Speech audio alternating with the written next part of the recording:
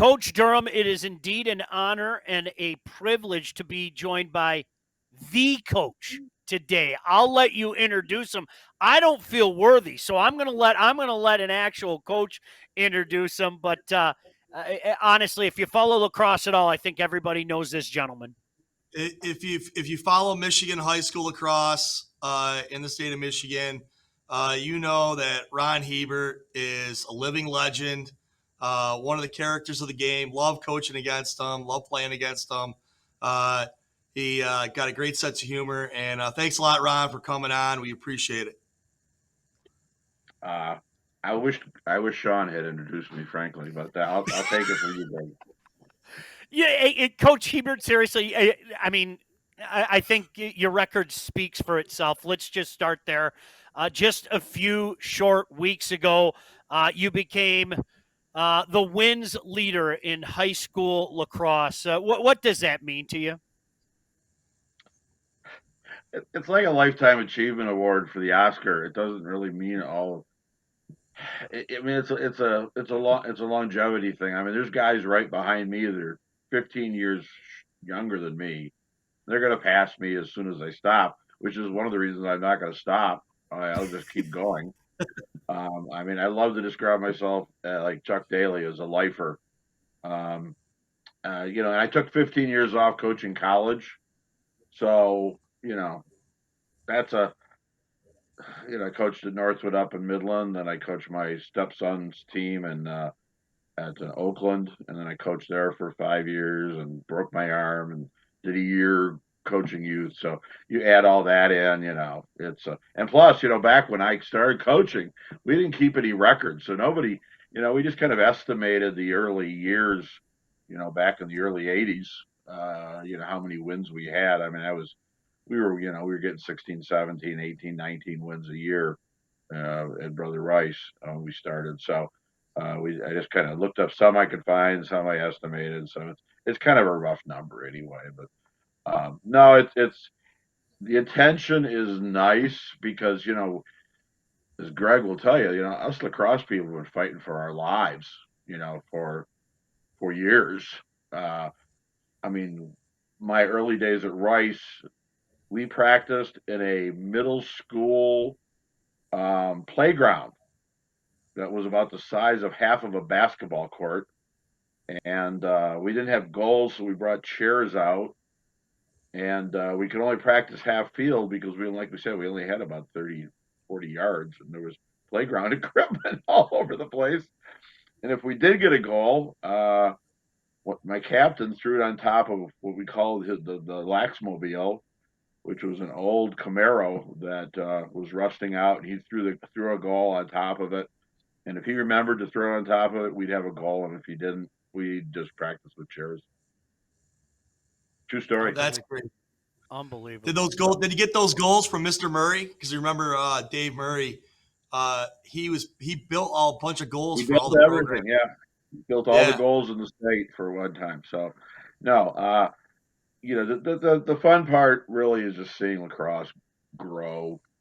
From when I started, I started kids at St. Hugo playing, and there was Lance Cruz and Catholic Center. I mean, and DCD and Cranbrook, and that was about it. And then Catholic Central started with Dave Murray, but I mean it was crazy. It was the wild wild west. I mean it was just I used to read all these stories about like frontier guys in the old west, and that's really what we were. I mean it's hilarious the things we had to do to you listen to Brian Kaminskas talk about when he started the program at Troy. They would drive out and line a field in the city park the day of the game, and then they would hope that the police wouldn't come and kick them off so they could play the game. I mean that's only 30 years ago. I mean that's right. like I said, we get this. I mean, like we get together. The stories are fantastic. I mean, the story of me playing is like back in '67. I was a big Red Wings fan, and I still am. And they passed out flyers to go see a professional lacrosse at the old Olympia. and a buddy and I got down there. We got half off or something. We watched these guys warm up. They had teams in the original six cities, and they start and it took me about 10 seconds, and I was like, this is the most amazing thing I've ever seen. How had they hidden this from me? I was like 16, 14, 15, 16 years old, and I asked my dad for. I said, "Do you know anything about lacrosse?" He goes, "Yeah, we used to play it back in Walpole Island when I was a kid." And I said, "Can you get me some sticks?" So for Christmas, I got two old wooden lacrosse sticks and a ball, Wow. and I started running around playing. I'm going to play lacrosse. This is like one of the weird things you say as a kid. I'm going to play lacrosse somewhere. So a couple years later, I saw an ad in the paper, and they're having tryouts for this. This is when Jim Bishop and Ned Harkness were at the Wings, if you can believe that. And they had tryouts at Olympia. I go, man, I get to try out on the floor of Olympia, and I did, and I made the team, and we traveled all over Ontario, and then I went to Michigan State and played, and the rest is pretty much history. Yeah, for people that don't know, Coach was a goaltender up at Michigan State. I was both. I Yes. had both. When I left, the senior year, I said, "This is stupid. I'm the best player on the team because I played box lacrosse all summer." And so I played attack my senior year, and so when I left, I had goaltending and attack and goal scoring records.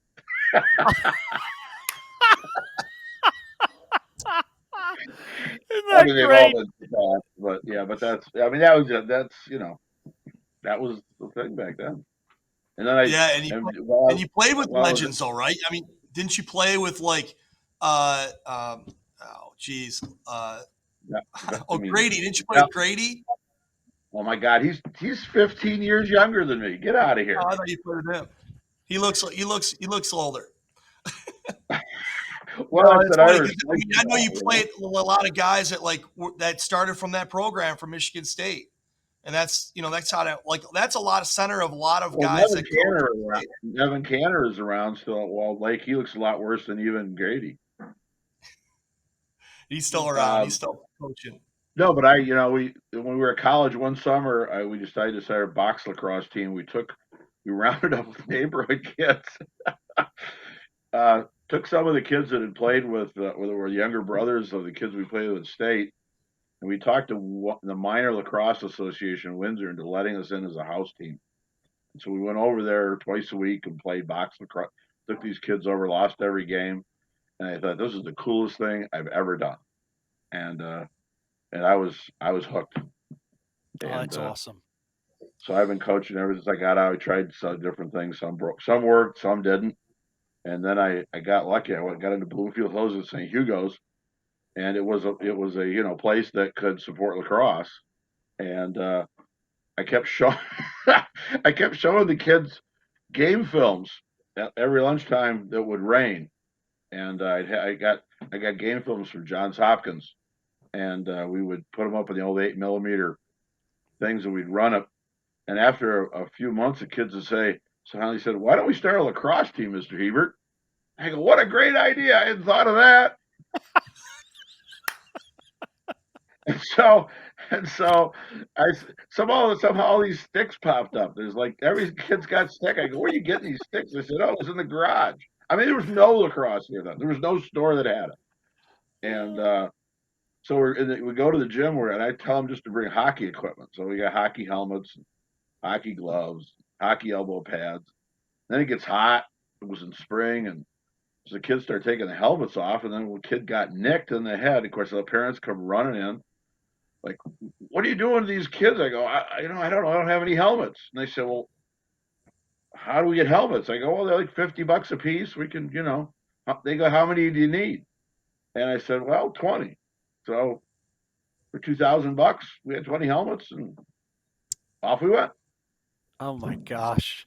What a Could great sit here and story. talk to this guy all day. My goodness gracious. Go ahead, I know. Coach Durham. I'll try to keep it short. The Yeah. funny thing is, here's the funny thing, Sean. This is the funny thing. This is the thing that really gets me. Is I went down to the fifth grade, and the fifth grade had like 48 boys. And I said, "How many kids want to play lacrosse on Saturday mornings?"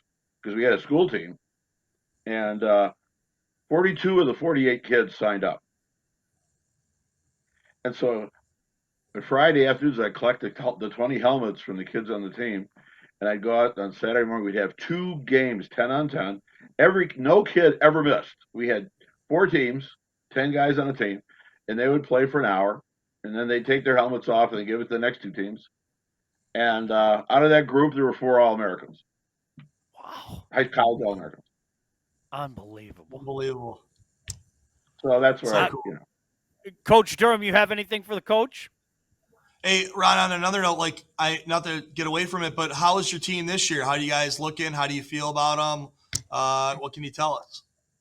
I don't want to leave secrets out, Greg. You know how tightly I hold everything. I mean, beginning of the season, I said this is the worst team I'm ever going to have. I mean, honest to God, I was telling you, this team could kill me. And we're 5-0 now, and we just beat like 5th ranked Brighton. So I don't know. We got a game tonight. We're 3-0 in the OAA, and we play Stony Creek tonight, and we got Clarkston on Monday, and it's always a classic rivalry with Clarkston, and this team is just shocking me. They're really physical. This may be the most physical team since my late brother Rice teams, and Wow. they play hard. I mean, these are just Lake Orion kids, you know. I've been working to improve the athleticism because we have a youth program, but we still need other kids, and the word is out in the school. Lacrosse is a blast, and playing for me is a blast, and so we're starting to get kids from other sports, and we just have a real bunch of athletes this year, and I don't know how far we can go. I have my own goals, which I've told them, you know, because we regularly bump up against Rice or CC. That's the end of the road. So I'm saying and Rice is fantastic this year. First of all, I'm trying to avoid him. And, I wish I could have. yeah. But I don't care. Like it's funny. Like last year we played them 2nd year in a row in the quarterfinals. Well, 1 year was the semifinals, and last year was the quarterfinals. And we just couldn't. We knew we couldn't hang with them. I mean, I knew we couldn't hang with them.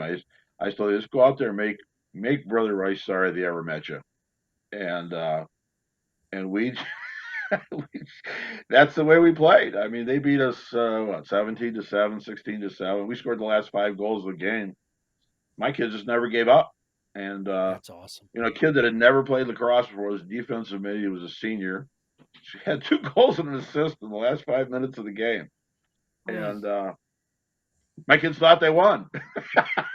They're like, why are we on running time? We're coming back. Coach, we could sit here and talk to you all day. I'm sorry. No, I know. Awesome. I know you have a game coming up, and because of who you are, we usually try to keep these to 5 minutes. We blew past 5 minutes, and we did gleefully. No, are you kidding me? It's a pleasure to talk to you. You are entertaining. You're an ambassador for this game. No doubt about that. I'm so old. I coached against Durham back in 87, 88. Yep, 88. Long time ago. I mean, so anyway, yeah, I'll get off. I mean, I gotta get ready. No, hey, continued success to you. We'd love to chat with you again.